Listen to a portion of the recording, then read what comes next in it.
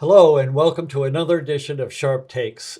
Today, I'm delighted to have with me a returned guest, Ken Fredette, from the Friends of Vermont Public Education.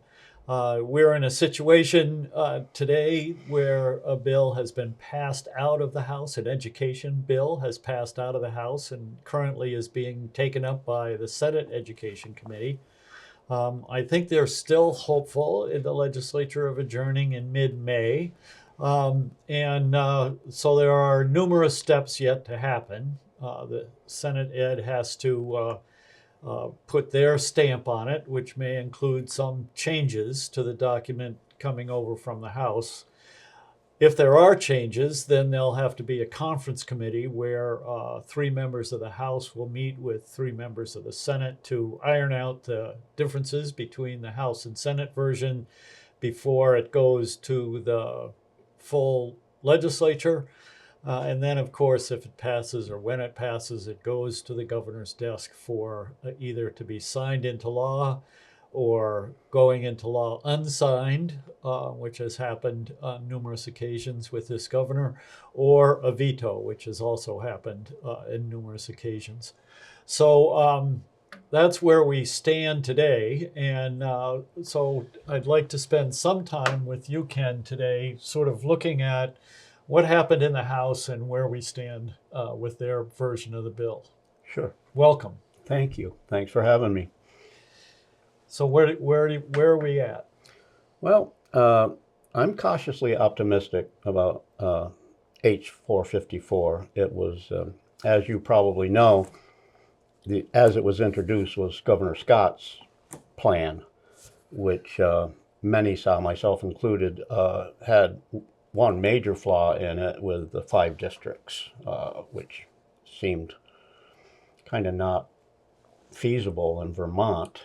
Yes. With five board members in each district, so 25 board members for the whole state. How do you get good representation with all of our rural, geographically isolated school districts and schools themselves? It's I didn't see that as playing out, but there's a lot of merits in the original proposal and as amended by the House now. I watched the process. Both days they deliberated on the floor, I think the 10th and 11th. And as you are well aware, it's like making sausages as the comparison goes. Yes. You might like the end result, but don't watch the process.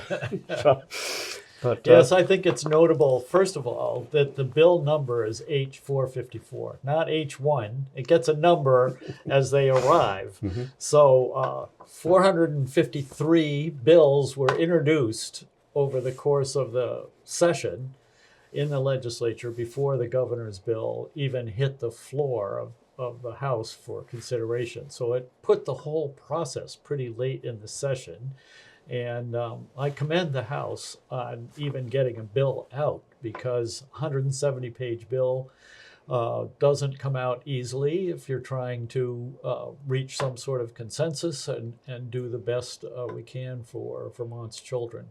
I think it's also notable that it came off the floor of on the vote on the floor was bipartisan to some extent, and points to the picture that education policy in Vermont doesn't necessarily divide between party lines, but more geographic lines or population lines in Vermont, which is, I think, a fascinating political part of this whole education reform process. Well said on all counts. 453 bills. It was late coming out of the gate, so to speak, and the governor released it in snippets before it was finally put into bill form, which was pretty frustrating.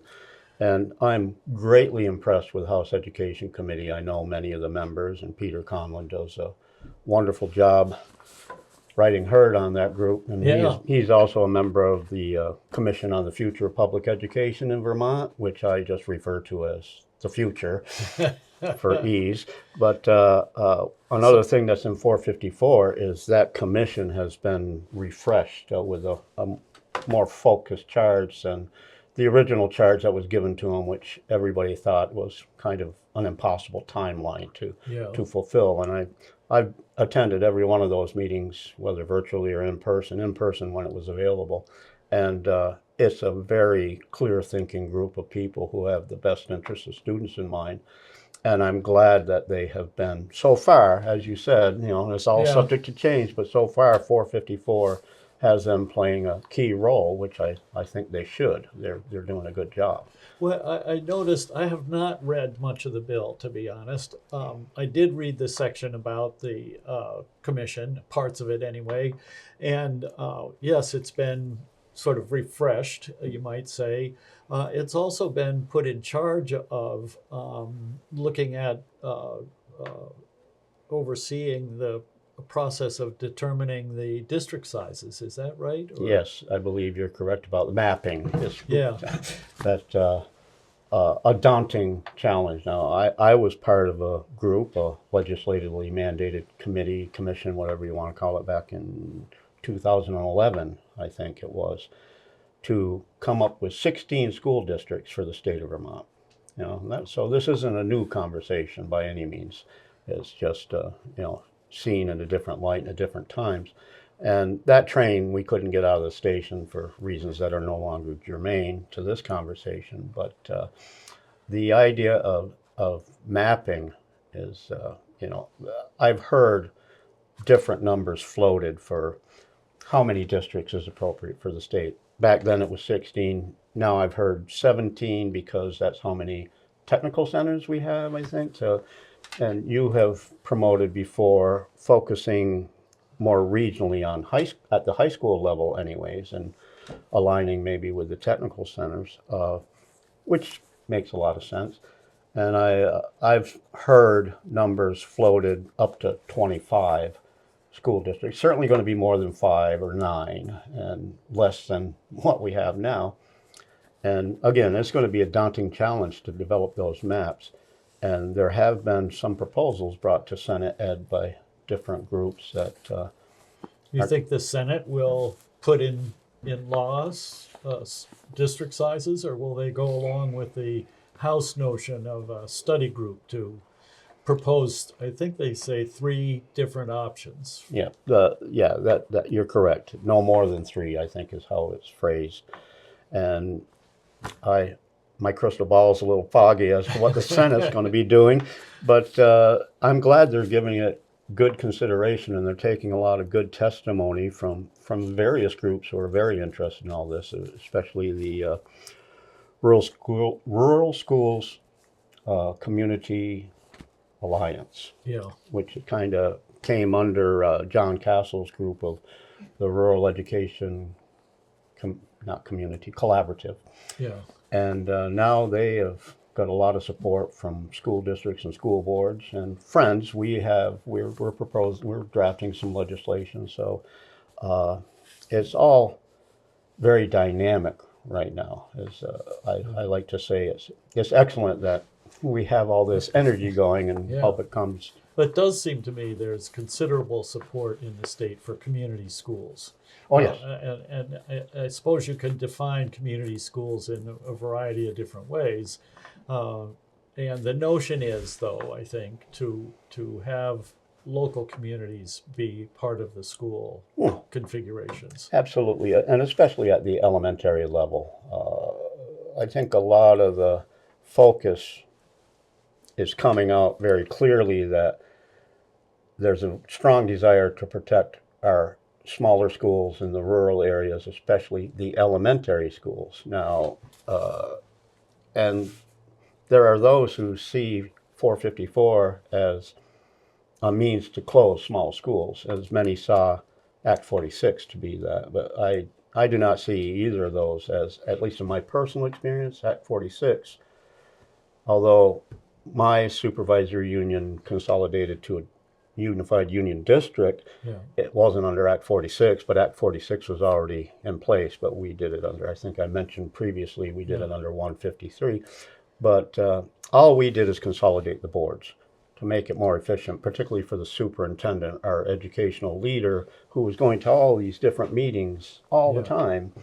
instead of, a more consolidated approach. And so just to diverge from 454 for a minute, do you think that consolidation has been good for kids in your district? In my district, yes, but in attending, unquestionably, yes, in Mill River, it was never a question. We tried to do it about 9 years earlier, and it failed, and then Act 46 was in process, and we tried again under 153, and it passed muster with the voters that time.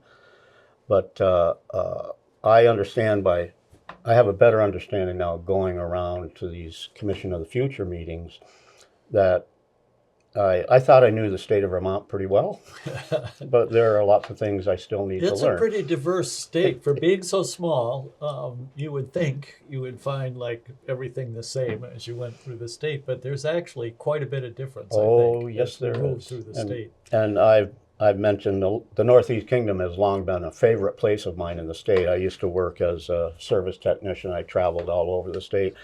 I worked as a commercial diver, and believe it or not, there's a lot of diving to be done in the state, and especially cleaning municipal drinking water tanks, things like that. We did a tank up in Derby Line, I think it was, where I was standing on a tank in Canada, but the United States was right over there at the fence line. I could see the border, and this system served Canada and Vermont. Oh, my So goodness. it was Don't go to the library up there Oh, through the wrong door, good, right? good example. But I have learned that not only is the Northeast Kingdom a favorite part of mine, but it's also a lot I didn't know about it in the state, Yeah. and and I am learning. But there's back to the mapping. Yeah, let's go back to 454. Oh. You have some more notes? I just have some emails that have been flowing around, and they're not really notes per se. I'm kind of flying by the seat of my pants That's here. great. We love that. There's, and I hope I remember this gentleman's name correctly. I think it's Jim Lengel. Came out with a plan, and I should have made a note of what his group is. But he was on BT Digger recently, and he has this plan that not to create the districts based upon town lines, but rather on networks that exist today between schools that send. And he came up with this wonderful map. He calls it a web, which admittedly I haven't delved into the details of his suggestion. Yeah. But I did testify to the commission that I thought it was worth looking at, just because it would seem to protect the smaller schools.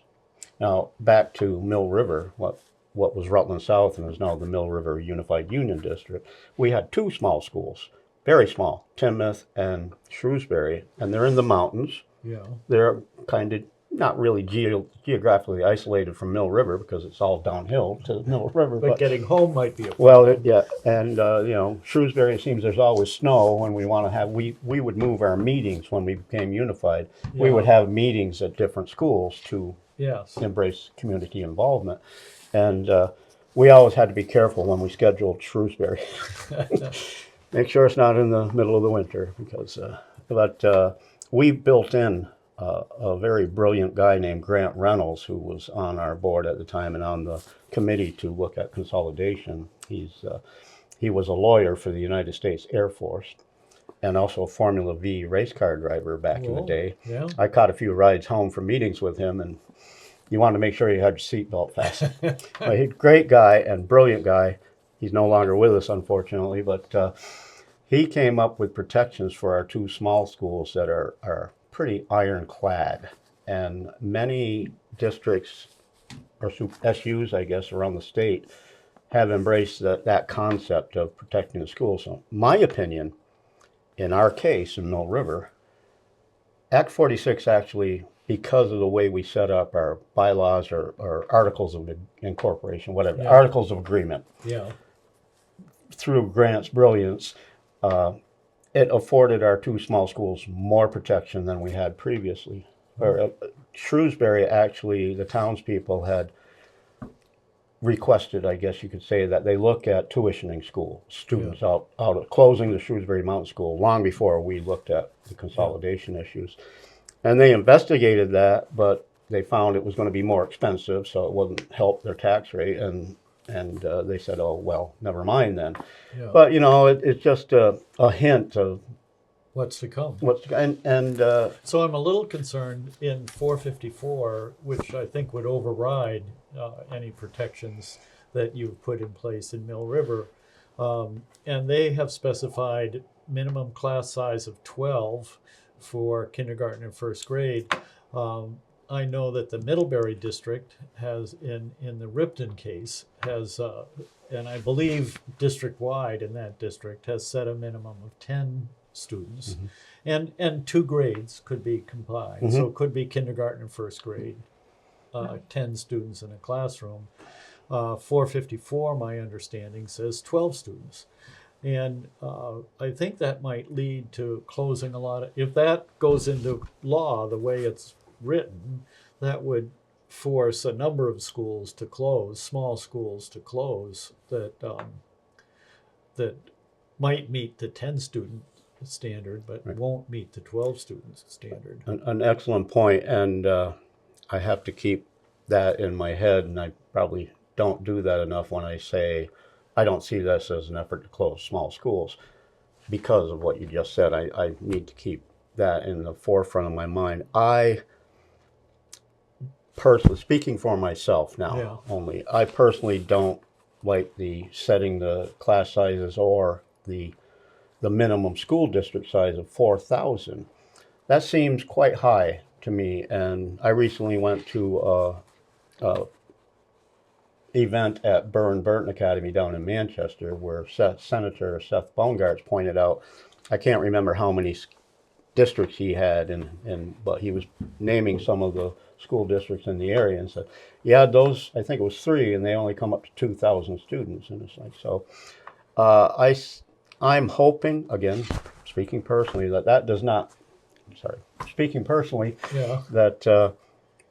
that doesn't stand. Again, in conversations I've heard the number 2,000 floated, somewhere between 2,000 and 4,000. And the class sizes, that's tough. I believe there are waivers provided for in 454. And I think that's going to be important.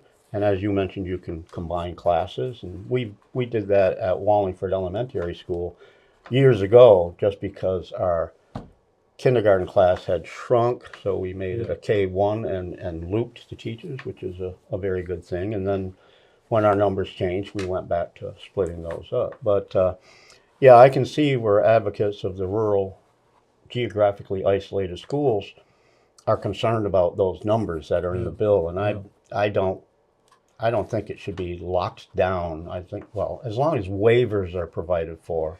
And I think there's something in law right now about necessarily small schools. Yes. That's included in 454. Yes, I read that. Yeah. Your number that you mentioned, 4,000, is in the bill, I think, as a minimum. I think at least one of the consultants that the governor used to build his plan said the optimal size of a district was 3,900 or 4,000. So if it seems to me, if they change that word from minimum to optimal, that would accommodate your concern and would allow districts to function both larger and smaller than that. To say that fixed numbers in law have always concerned me because things change, life changes, and population changes, and money changes, and then if you have fixed numbers, then you have to address those fixed numbers in another piece of legislation that might be difficult to get passed. Oh. Where if you put optimal numbers in place, then I think, or inflation factors when it comes to money, I think I think the legislature creates bills that are much more durable over time. Yeah, and it comes back to the sausage machine and the unintended consequences sometimes. One thing that really troubled me about the governor's proposal was the timeline. We're going to do this boom, boom, boom right now. And you got to be thoughtful. Peter Conlon has spoken to the fact that we need to get this right. This has been a conversation for a long, long time, and it came to a head with school budgets failing and a power shift, if you will, in the legislature. But now we have school budgets that passed. And why did they pass? Because a lot of cuts were made at the Yeah. local level to get the voters' approval. And that's not a good way to handle it, not cutting your way out of it, because that takes away from the kids. So it needs to be a thoughtful process. And your point to saying optimal, it's a great point. You know, it allows a little flexibility. And I will say, just as an aside, I found that the administration's consultants really didn't have a good feel for how things work in Vermont, and they said that repeatedly. So, but we won't dive into that. I'll just say I agree with you that the hard and fixed, this is how it's going to be, really provides too many restrictions, I guess, for flexibility, and we need flexibility here in Vermont. What comes to mind is the excess spending threshold that we dealt with in Wallingford on one occasion, and the voters approved it, but we were in the penalty box for the first time and the only time, I think, when I was on that board. But things change at the local level, and it's not one size fits all. Right. For especially in Vermont. Vermont, absolutely. Yeah. You know, we've got to provide the flexibility.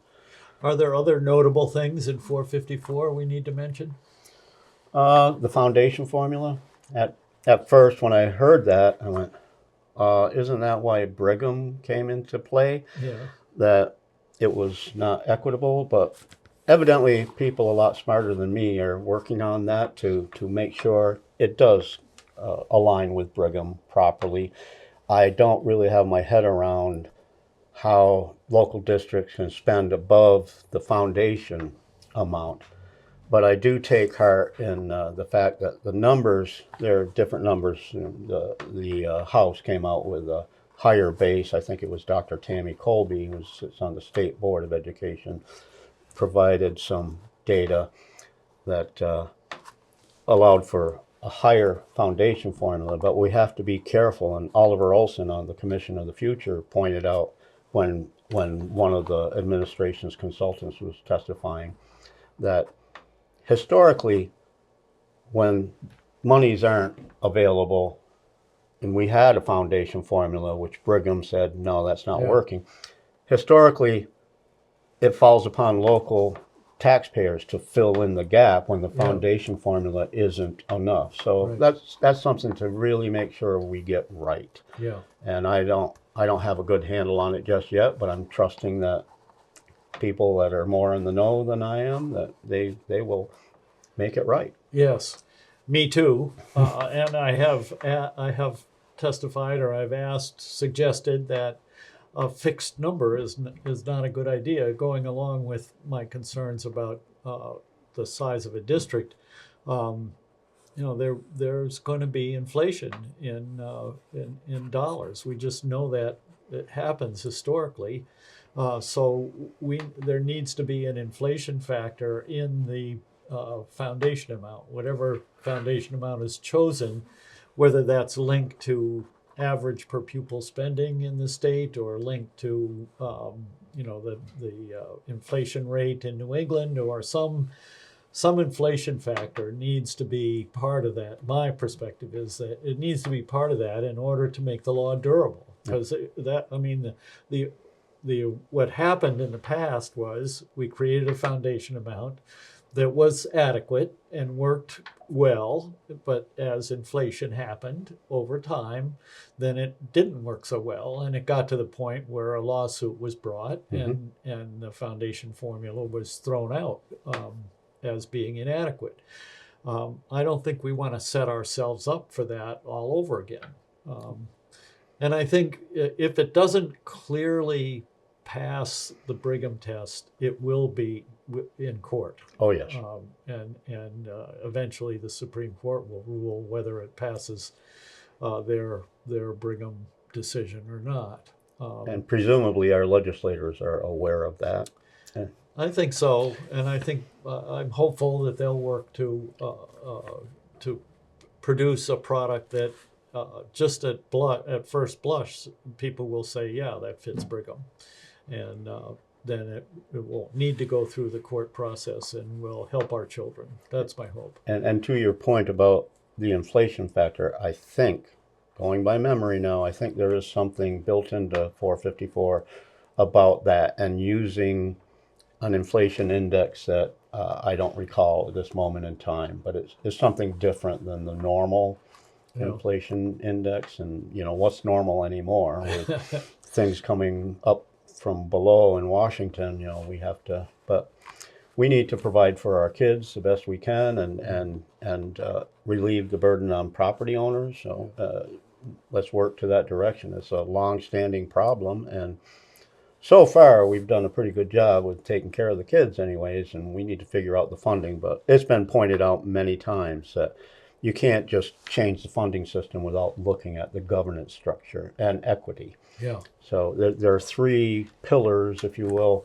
that need to work together, and you can't just say, well, we're going to go to this funding formula and everything will be all better. Yeah. That's not going to work. No, certainly not in the long term. Which brings us back to having a slightly extended timeline. It's frustrating, I know, for a lot of people to say, well, you need something to happen now. Well, it comes back to, let's get this right. Yeah. And we won't have to be having this conversation in the near future again, until... Well, something did happen right now. The school districts made a lot of cuts and brought in budgets that voters passed, in very high numbers. The percentage of school districts that turned down their budgets was very low this year. Right. Now, certainly that created hardships with those significant cuts that were made. It did create time to get it right, I think. Yes. And on that, just to take that a little one step further, back to those who see this as a means to close small schools because of the class size, the district size, anchoring down 4,000 as minimum instead of optimal, and the class sizes. There are many schools that have been closed and are being closed already. Yeah. So H454 is not the bane to the rural school's existence if it's done correctly. Yeah, and that is a demographic challenge, no matter how you feel about 454 or 46 or any of the other school governance or funding mechanisms. We do have small schools. We do have some tiny schools that make it very difficult for teachers to deliver the kind of quality education that we've become accustomed to in Vermont. And so I think that decisions are going to fall on the school board members as to whether schools should remain open or not. And I think communities will have input on that. If we look at the process in Addison County and Ripton, it was extremely difficult to decide to close that school. But when it comes down to 3 kids in a classroom, the kind of rubber meets the road sort of thing, and you've got to make a decision, which I think people understood. If they didn't agree necessarily on closing the Ripton school, they understood it and realized that it was actually better for the kids to go to an adjoining elementary school rather than, even though the bus ride was longer, it was better for the kids to in their learning process, which is what we've got to keep foremost in our planning, it seems to me, is what's best for our children. Absolutely. What's best for the kids is the number one issue in my mind, and that circles back to, can the taxpayers support it? And you keep going in this loop to provide the best you can for the kids, and if the taxpayers say no, you go back to the drawing board, but and until we get approval. But there are, on either end of the number spectrum, there are schools that are too small, that the students are not getting the benefit of a more robust education. And there are also schools, if we did like 5 districts in the governor's proposal, it's too big. Yeah. You kind of lose touch with the communities and stuff. So there are optimal things. Transportation, you mentioned long bus rides. That's a big factor if you got a mountain range between 2 districts. Yeah. Vermont kind of looks flat on a map when all these consultants are going, well, you could do this and that, but on the ground, things look differently. Yes, they do, especially during a storm like Irene. Oh my goodness, yes. It's not falling on flat ground. That's an extreme example, but it's a good example that schools rose to the occasion. The small schools and the staff of the small schools rose up there, and during COVID, when we had to go, well, Yeah. it was a mess, but we focus on providing for the kids, and we will continue to do that, I hope, Yes. in the Well, state. thank you, Ken. The time goes fast. It sure does. And very much appreciate you being here. For you in the public, we'll be on hiatus for a couple of weeks. And I think the next show will be available in the week of the 12th of May. And hopefully at that time, we can start looking at what the legislature has in fact done, and what the governor may or may not sign, or maybe already has signed. And that will be what we'll focus on in the weeks coming forward. Thank you all for joining us today, and thank you again, Ken, for helping us sort out some of the issues in 454. Okay, well, thank you for doing what you're doing here, getting the word out. Take care. You too. Thanks.